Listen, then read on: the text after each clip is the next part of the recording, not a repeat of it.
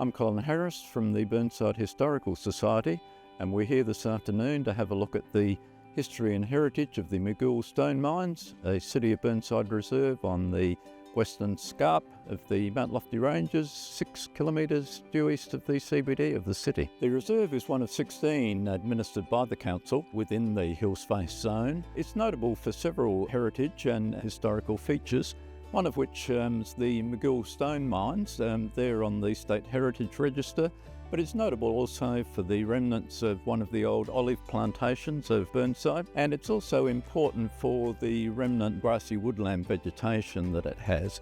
It was the land of the Kaurna people, the original indigenous inhabitants of the Adelaide Plains and the lower foothills of the Mount Lofty Ranges. It was favoured hunting country for the Kaurna. The open grassy woodland that we're standing amongst here, it's really a very good habitat for hunting and also for gathering a number of food plants. The open grassy woodland character of the landscape here was maintained by cultural burning. The Kaurna people would systematically burn the country at certain times of the year, and that would encourage the regeneration of the grasses and the maintenance of the open character of it. That in turn supported a lot of kangaroos and wallabies and a range of other small mammals. After European colonisation, the Kaurna people were largely displaced from their traditional land use. They aggregated around the early town of Adelaide, and in place of that regular cultural burning, sheep and cattle were depastured here. We're standing now at one of the stone mines for which the reserve is notable. It's one of 7 stone mines scattered throughout the hills here, 5 of which are on council land. The mines were a result of the discovery about a decade or so after European settlement of a high quality bluestone. But the unusual feature of the mines here is that they were underground. You don't normally quarry for structural stone underground, and the reason you don't is because it's a relatively low cost product compared to the costs of getting it to the surface with mining. It's also very dangerous. Most quarries usually extract stone from open pits, but here they actually went underground. Such was the quality of the bluestone they were seeking. The bluestone was used widely throughout Adelaide for fronting buildings, from humble cottages through to some of the most substantial residences down on the plains and in the foothills. The mining went on for about a decade here. The main reason that this area where we're standing now is on the State Heritage Register. The mines themselves are amongst the very few examples of underground quarries, underground mining for quarry stone, and that's the reason they were placed on the State Heritage Register in the late 1980s.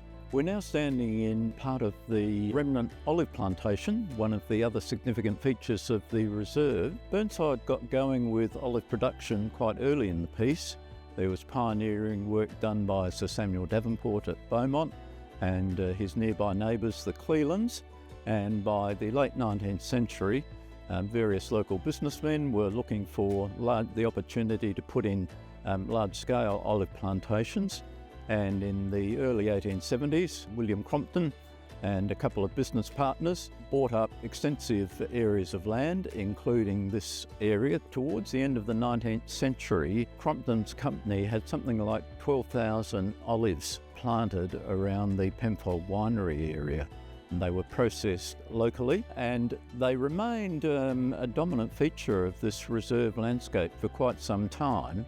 But we then ran into, later in this century, we ran into the issue of olives being regarded, especially on the western escarpment of the Mount Lofty Ranges, as a woody weed, because they're a very aggressive colonising tree.